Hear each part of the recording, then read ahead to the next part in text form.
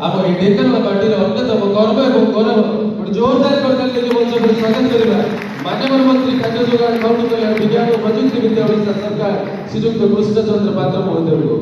एठी मु अतिथि मानकर परिचय प्रमुख रखिबी वर्तमान निवेदन रखिबी सामान्य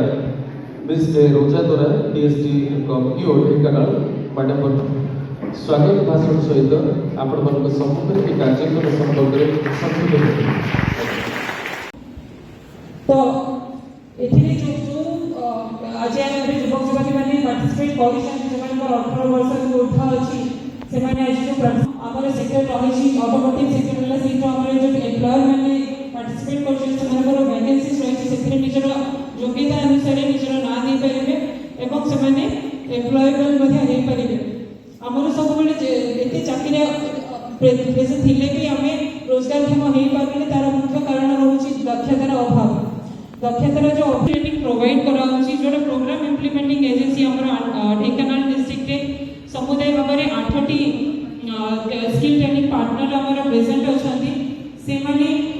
electric vehicle green jobs field technician AC 4 wheeler service technician